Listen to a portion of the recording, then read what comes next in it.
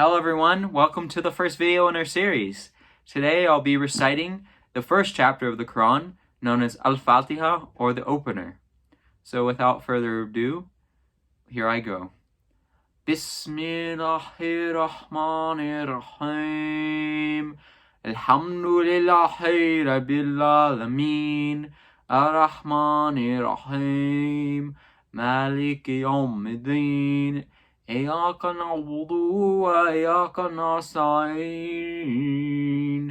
اهدنا الصراط المستقيم صراط الذين أنعمت عليهم غير المغضوب عليهم ولا الضالين.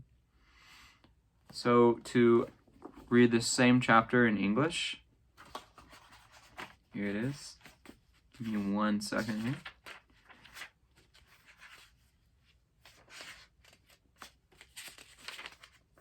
It is as follows. In the name of God, the most compassionate, most merciful. All praise is for God, Lord of all worlds, the most compassionate, most merciful, Master of the day of judgment. You alone we worship, and you alone we ask for help. Guide us along the straight path, the path of those you have blessed, not those you are displeased with, or those who are astray. So to give a little background on this first chapter, as I said, it is the first chapter, the very first chapter in the entire Quran. It is called the Opener. Also, it's called like the key, because the key is the opener for a door, right? So there's many different names, but usually it's called the opener or the key. And it consists of 7 verses that I just read. And it's interesting because those verses are kind of divided in 2 parts. The first part is really all about our praises that are due toward God, As someone who believes in God, the praise that we give, Alhamdulillahi Rabbil Alameen, all praise is due unto God, the Lord of the worlds, right? So focusing on God. And then the second part is really all about our prayers, right? Our relationship with God, asking Him for guidance and help in our daily lives. It's interesting that this chapter is actually called the Quran, or the al-Kitab, which means the mother of the book or the mother of the Quran, right? It's really interesting. It's called that, and it has that name or title because it's believed that this surah or chapter kind of sums up the entire message of what the Quran is talking about. And it's considered, a very important chapter as well for prayers. It's done at the beginning of each cycle of the prayer, or rak'ah, right? Every Muslim in the entire world will be reciting this entire chapter in their prayers. And so that's really cool, is that something that unifies Muslims around the world is this chapter. And it's also has a lot of interesting stories as well that I've read into in regards to miracles. There's reported according to the hadith, or sayings and customs of the Prophet Muhammad, which is like a form of Muslim traditional literature, right? Describing the Prophet Muhammad and his doings, and also it talks about the story of his Sahaba, or followers or friends, right? And one of the stories of these Sahaba is that apparently they were going around this town, and there was a gentleman who was feeling very sick, actually.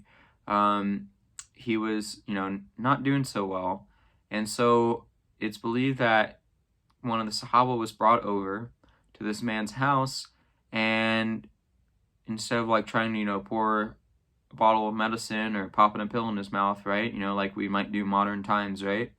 Do in modern times. What he did is he actually recited this entire chapter over this man, right?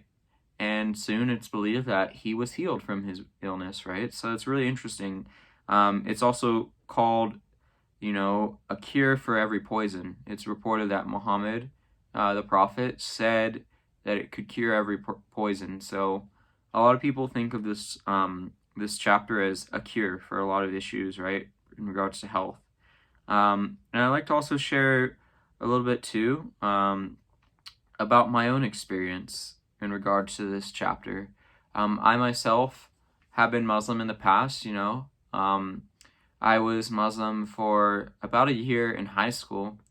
And, you know, I had to try to learn all these prayers, right, that the Muslims do very soon into my conversion, right, because it's very important to know what the prayers are and learn the Arabic, you know, sayings that are a part of each prayer in order to have that correct relationship with God according to Islam, right? And so I tried to memorize or learn in Arabic this entire surah or chapter very soon after converting. And it was actually very difficult for me, you know.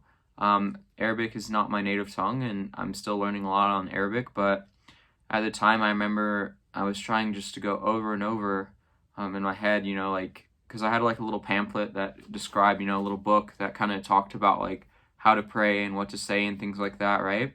And so I remember getting to the part with Surah Al-Fatiha, and it had not only the Arabic text, it had the English meaning, right? But it also had transliteration, which is when you take the Arabic words and you use Roman or like English characters to, right, kind of write out what the Arabic is saying, right? So that someone who doesn't know Arabic can try and recite it. You know, it's not perfect, but it's a pretty good approximation, I might say, right? To attempt to recite the Arabic, right? So I would read the transliteration and then try and like look away from it and try to, you know, recite it from memorization. And it was so difficult for me. I remember going in my backyard and just trying to like go over and over, making sure I could memorize it, right? And I was so excited when I finally was able to memorize it. But you know, in time, I've been able to realize that in my recitation, you know, there was mistakes I've been making, and I'm sure there was mistakes I made in this video. But it's constant process of learning more of the Arabic and learning to fall in love with the Quran more than anything. You know, just trying to treat it with respect because it is considered the holy text of Islam and in the Baha'i faith as well. And also for Submitters International, which is another group as well. So, you know, it's been quite a journey memorizing the Quran, and for me, it started with Al-Fatiha, and inshallah, God willing, we'll have another video coming up with the next chapter in the Quran that I was able to memorize. So I hope you guys enjoyed this video. Feel free to like, subscribe, comment below any thoughts on my recitation or any comments or questions about this chapter in the Quran. I really appreciate it. Thanks so much. As I say in Arabic, ma salama.